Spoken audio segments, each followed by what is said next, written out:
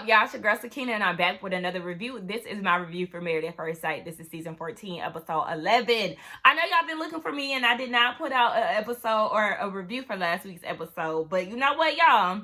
These people are starting to get on my nerves. I'm going to be completely honest, and that is the reason why I could not even complete the episode that came on last week. I really tried to finish the episode yesterday. I watched last week when it aired. I watched like an hour of it, and then once Jasmina started to show her behind, that's when I was like, you know what? Peace. I'm out. I can't do it. Like, let's just go ahead and move on. So I tried to watch the remaining of the episode yesterday. I could only watch 15 minutes of it before I was like, you know what? F that. Let's just go ahead and not do it. So, you know what? Since I left y'all hanging last week, I said, you know what, Sakina? We're going to put our big panties on. Or big girl panties on. And we're going to try to watch this episode so we can give the people something. Now, let me tell y'all right now, this episode is not, or this review is not going to be as thorough as it usually is because, like I said, I just don't have the attention span for these people at this point. But I did want to touch on some of the stuff that was discussed last week. Olajuwon and Katina.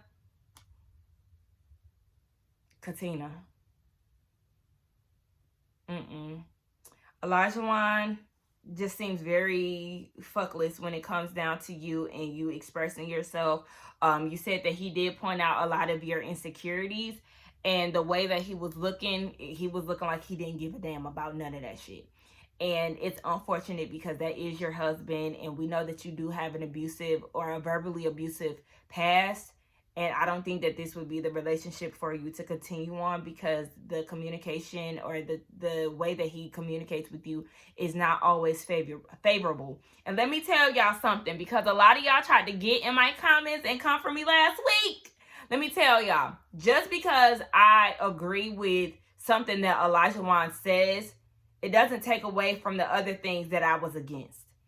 Because it's like some of y'all have selective memory.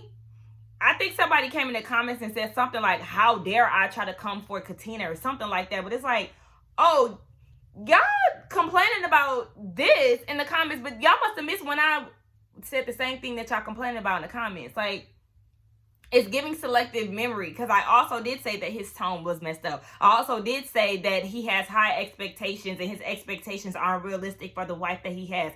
I did say that he switches up and all of a sudden you want to have food made from scratch, but you don't even know how to make food from scratch your damn self. I said a lot of things about Olajuwon that I don't really care for, but like I said, I'm never going to come on here and be fake mad just to agree with y'all. Like, no, we could agree to disagree, but it was giving, oh, some of y'all must have not watched the entire thing, the entire Katina and Olajuwon portion, because I wasn't team him the whole time. But yeah, I agree. I don't want nobody being too needy for me. I don't want that. No, and I do feel like she is childish. And yeah, I could see where his frustrations will come from with her sometimes. Yeah, but I also get very frustrated with his ass. So excuse me for actually agreeing with the villain on some things.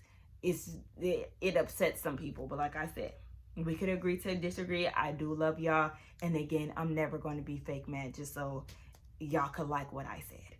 Anyway, was there anything else that I wanted to say about that? No, it's just, yeah, girl, just go ahead and go about your business, baby. Who else? Oh yeah, Michael and Jasmina. I already told y'all I checked out once Jasmina started to act a fool. I said, baby, no. The thing with Jasmina that annoys me is that just because you talk like this does not mean that you're not a part of the problem. You feel like because you don't yell, you're not problematic, and you are. You're very annoying. There was nothing wrong with the idea of y'all journaling, and Michael was on board with that, but all of a sudden, you feel like you're too grown for that, and you could communicate well. You don't need to be journaling. Okay, but also you're cutting him off while he's trying to speak. You're using a condescending tone. You're talking down on him. And then you got up and walked off in the middle of the conversation. All these things that you would hate that Michael did. If he did this to you, you would be upset. But yet you feel like it's okay to do it to him. Do not get me wrong. We already been side-eyeing Michael for him lying about his roommates and them being females and how many he had. We side-eyeing him for that. But you, Miss Ma'am, are really starting to get on my goddamn nerves. You always trying to control shit, and it's too much. Like, you trying to control a conversation and telling me that I'm yelling and all of this, that's going to make me mad. Now you're changing my attitude because you're trying to tell me that I feel a certain way, and I'm not doing that. You're telling me I'm doing something that I'm actually not doing. Now all of a sudden I'm mad. And now we about to argue because you pissing me off. But I just couldn't deal with them. It seemed like they found some type of common ground by the end of the episode. I don't know, y'all fill me in because I didn't make it to the end of the episode. I'm just basing that off of how they're reacting to each other and interacting in this episode. Let's go ahead and get into this episode. It's the 1 month anniversary, so we know they're gonna be going on dates and all of that stuff. Noy and Steve, he was talking to his brother. Steve, let me tell you something right now. What do you think that you're gonna be doing now that you ain't working? You being shocked that you're in this domestic role and cooking and cleaning, yeah, what did you expect? What else you was going to be doing around the house? I mean, because you're not working. So, yeah, step into your role, boo. He feels like Noy leans too much on her friends instead of talking to him. Noy, stop doing that. If that's what you're doing, stop doing that. Talk to your husband about it first. I understand you want to vent to your friends about what he did and all of that, and that's fine. You can talk to your friends about how you feeling or how, you know, things are going within your marriage, but don't tell them too much because your friends going to be jotting stuff down and then they're going to be looking at him crazy. Meanwhile, you still head over heels. I do that too sometimes when my friends be telling me certain stuff. I be like, girl, what? He said, what? So I do not like him. I mean, I've learned my lesson to shut my damn mouth, but honey, some shit just don't be, girl, what? Some of that shit don't even be sounding right. So don't be so quick to run to your friends when y'all having problems, especially if it's something like Noodlegate, because girl, we already know at this point you are overreacting and you be doing too damn much, especially when you subtweeting him on Instagram and shit. Girl, stop. Learn how to use your damn words face to face to the person that you have issues with. So we see Noy talking to her friend later on. Baby, the amount of likes that Noy used in the conversation with her friend was sending me. She kept saying this. This was just a, you know, I'm a freestyle on how she was talking.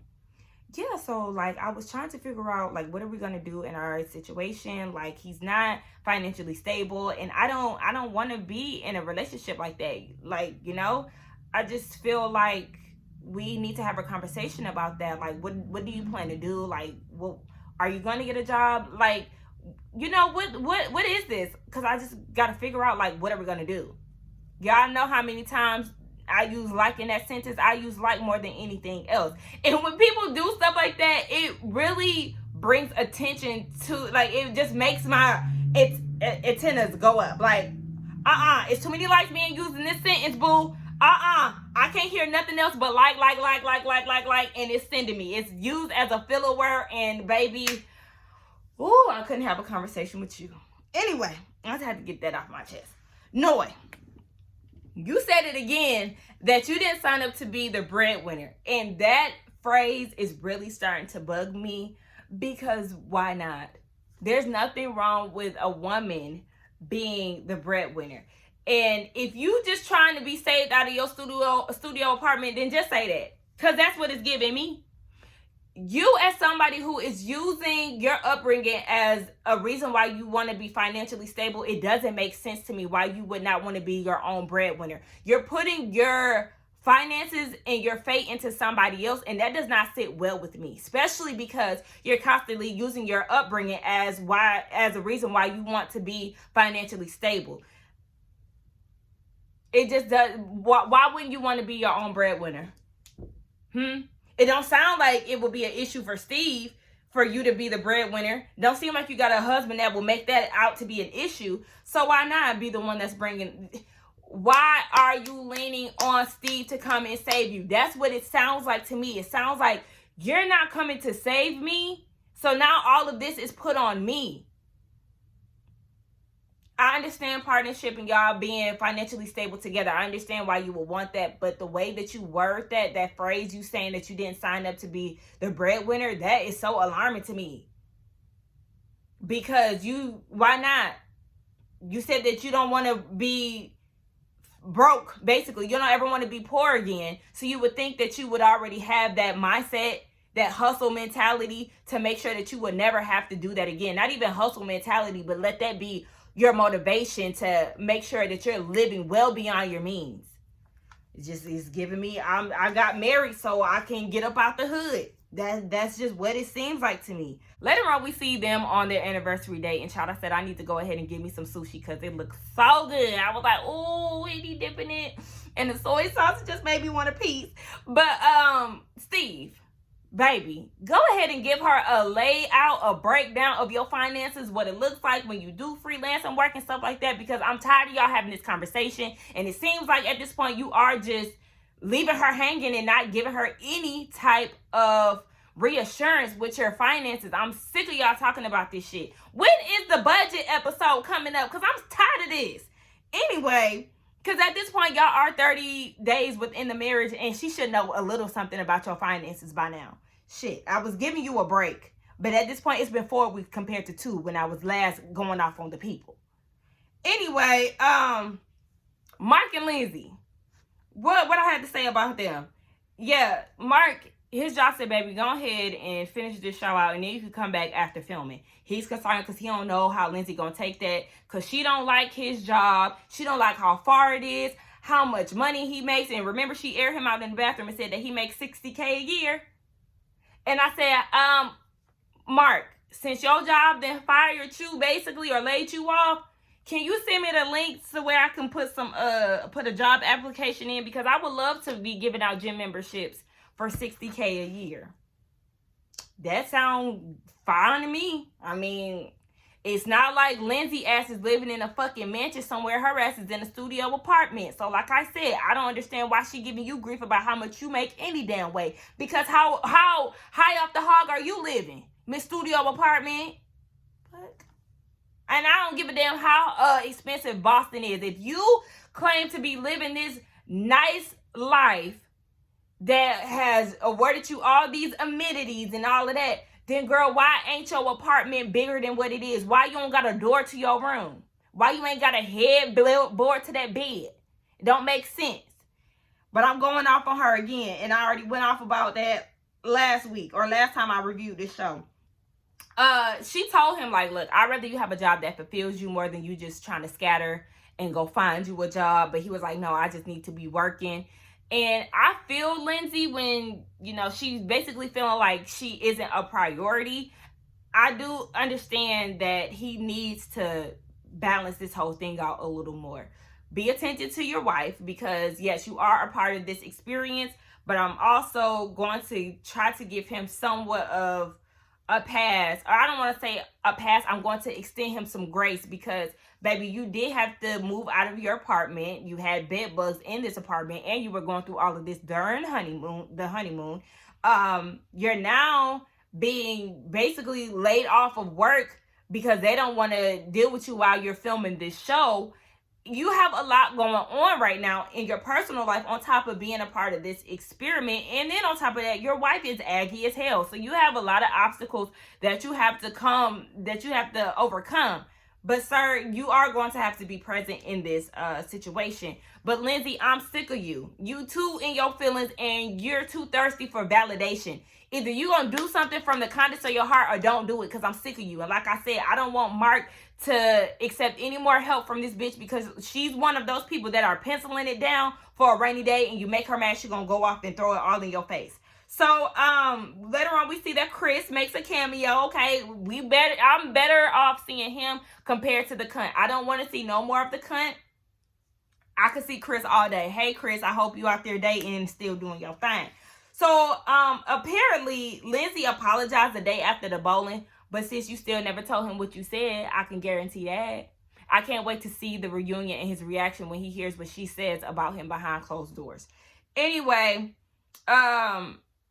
they get down to their honeymoon, and I was thoroughly impressed with what he picked out. He did like a camping site situation, and this is something that she's really into. It's nature, something that he really isn't too fond of, but you know, he's trying to do something to please her and to show her that she's appreciated. So I did like that.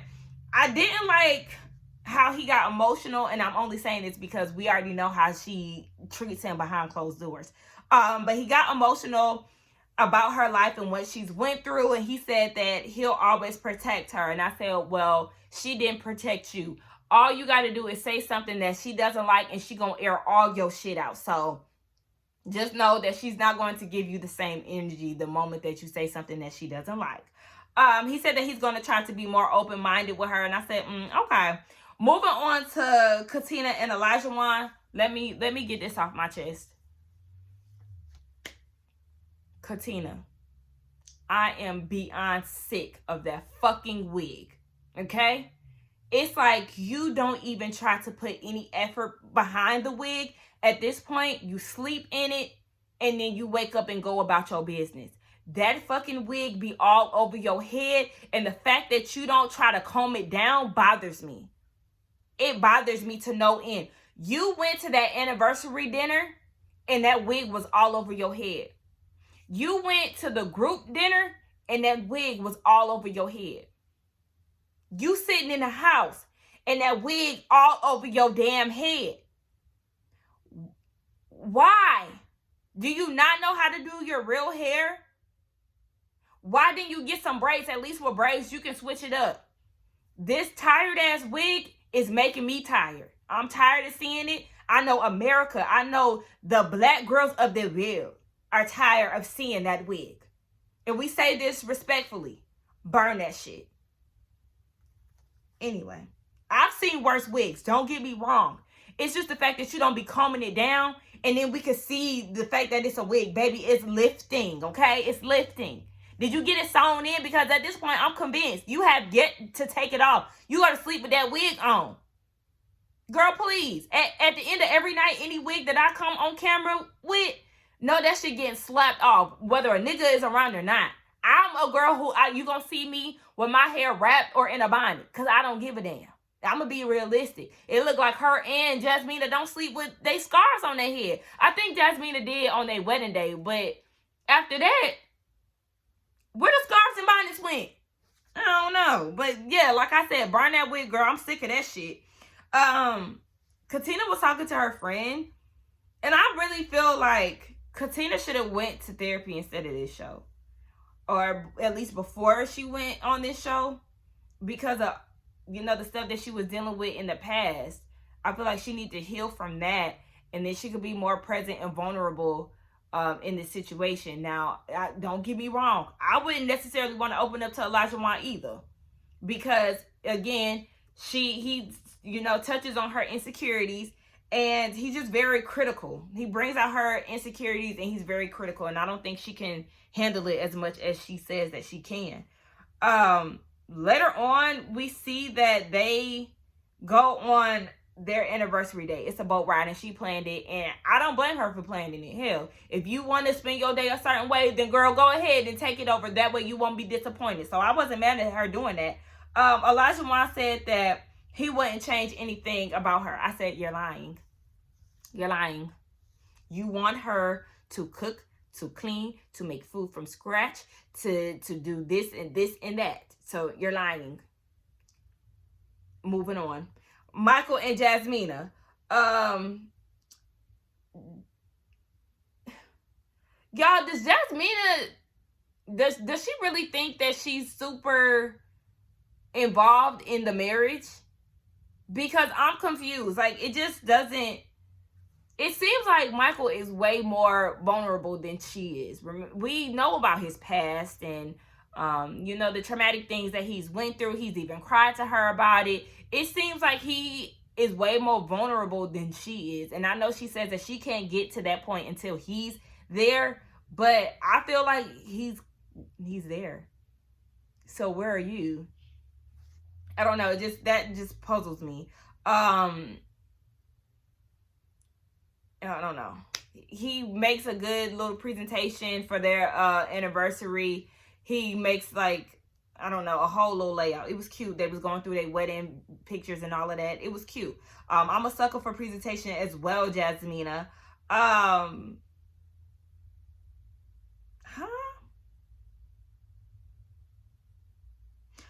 don't know how this got in the section, but obviously I kind of put the wrong notes in its wrong place, because then my next note is Elijah Wan annoys me with his she turns up and I don't attitude.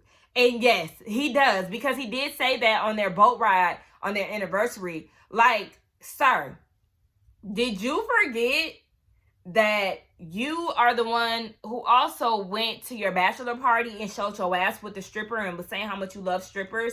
And then you also said that you want your wife to go to the strip club with you.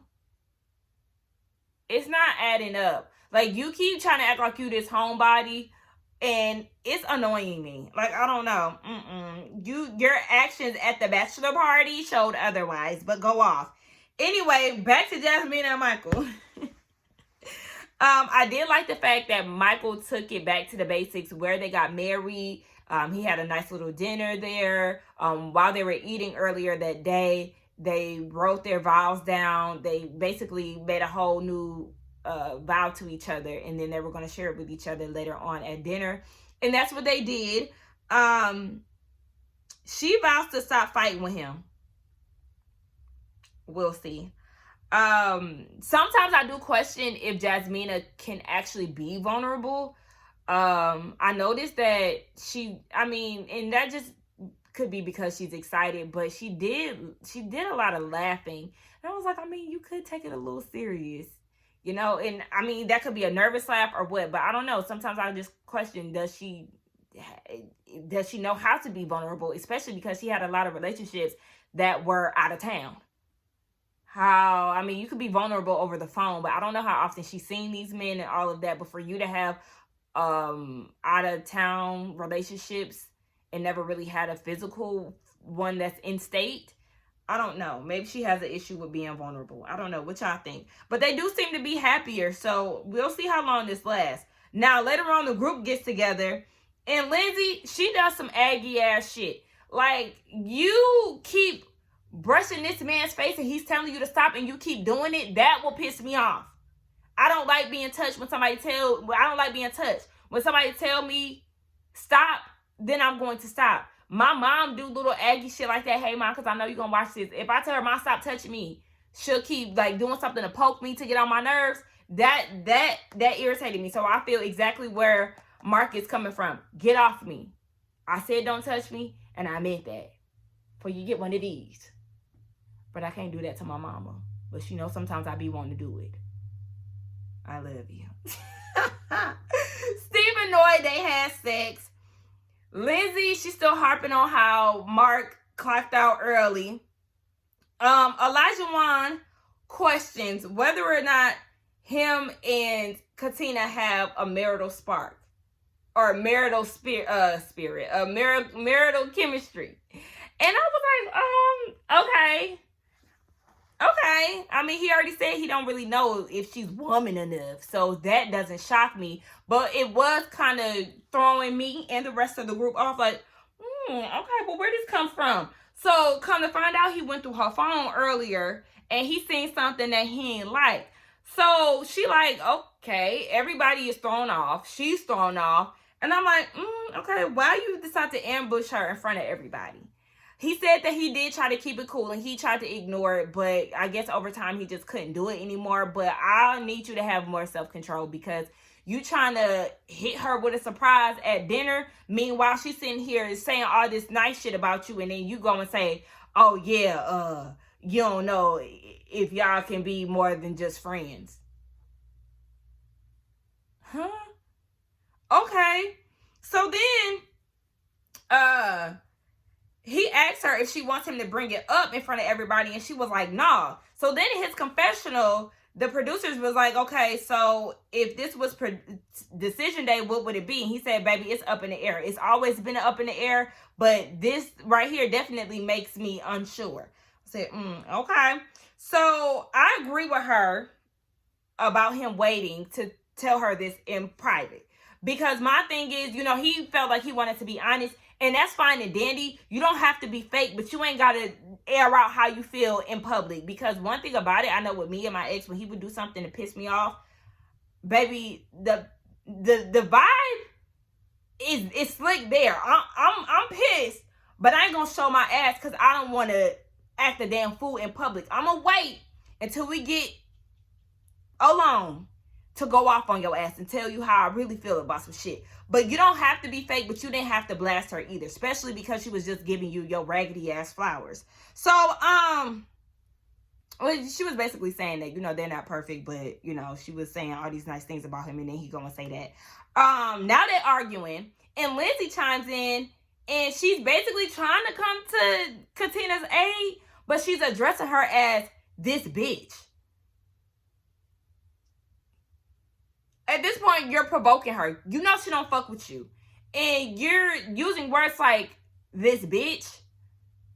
At this point, bitch, you want to get slapped. Because why are you even fucking talking about some shit that don't got nothing to do with you? I don't know, Lindsey, girl. It was giving me that you wanted to fight. And it was triggering me. So then everybody agrees that it's time to wrap this shit up. Because Katina was like, yeah, I'm ready to go. And this nigga had the nerve to try to act as if she was going to walk out of there with him hand in hand. Boy, no, fuck you, because I don't even know what you mad about. So then they get home, and he tells her the reason why he was mad, y'all. This man is mad because he seen a dating app in her phone. Okay, so then we getting hit with a Brett and, what's that man's name? Matt? Is it Matt? I feel like it's not bad. I feel like it's not Matt. Ryan. We getting hit with a Brett and Ryan situation from last season. Remember, Ryan was caught on Tinder, and he had matched up with her friend, one of her friends. We get hit with one of them. But my thing is, Elijah, you blew this shit out of proportion. And the only reason why I paused because I was trying to see if I could compare it to Brett and Ryan, but I didn't feel like doing that. So I just went straight into it. You was blowing that shit out of proportion. Now, it would have been different if you would have said, open the app, and you would have seen her recent interactions. Like, she was interacting with somebody within this 8-week process that y'all are on. But being that you didn't see any interactions and that the app was just there, because let me tell y'all, I would show y'all, but I record with my phone. But my Tinder app, it's not, like, you know, on iPhones, you know how you can offload an app where you're not deleting the entire app, but you offload it so that space won't be taking up your storage. I have that, and then I also have Tinder like tucked away in one of those folders that I don't even use. So say for instance, if I was to get on a show like this and my dude just so happened to go through my phone and he finds, first of all, if he finds Tinder, then that means he's looking too damn hard. But it's literally tucked away in one of my folders. So it's like, I would dead ass forget that shit is there, because sometimes I be forgetting about Tinder. But my whole thing is, you're doing this and you're going about it the wrong way. You're married. I deleted all of my apps. But I was like, okay, good for you, as you should. But you know what? You didn't try to hear her out before you blew the fuck up, and I don't like that. Like, damn, let her speak. Let her explain herself before you start doing the fucking most. Like, he was annoying me. So, he's now questioning the marriage. And is it me? But do y'all think that he's always trying to prove that he's more invested in the marriage than she is? It's like he always, like, I go so hard. I do this. I do that. I made sure I deleted all my apps. I did that. Okay. Like, that's good. But, oh my gosh, she forgot to delete her dating app. Did you see her interacting with anybody in that dating app? Because this whole time when they was previewing this for, like, the trailer, I was thinking that he seen her talking to another nigga. You just seen that she still had an app on her phone, so you jumped to conclusions and assumed that she was talking to somebody. I was with her, baby. Take this mic off before I start going off. You should have went off on him. That's what you should have did. Like, stop being so passive. I understand that you sometimes don't want to meet him where he at, but sometimes you need to. You need to. And it seems like you're always fighting for the marriage, and then you're always being let down by him because he's criticizing you for something. You also need to learn how to speak up for yourself and get this nigga together. That's what I want from you. I want you to stop being so passive and trying to be the bigger person or whatever the case may be. No, sometimes you need to cut his ass out so he can know that you are not the one to play with. Put your pussy on the table. Okay? That's what you need to do. Anyway, that's all I got. I'm sorry if this review was not enough. Who coming to my house? But yeah, I'm sorry if this review probably wasn't giving y'all a lot or what y'all expected to see. But I'm just over these people. But I'm gonna be here next week, And hopefully I can give y'all a little bit something, because it looked like next week is going to be a good one. So let's get down in the comments and talk. I love y'all. Don't forget to like, comment, and subscribe to my channel. And I will see y'all in the next one.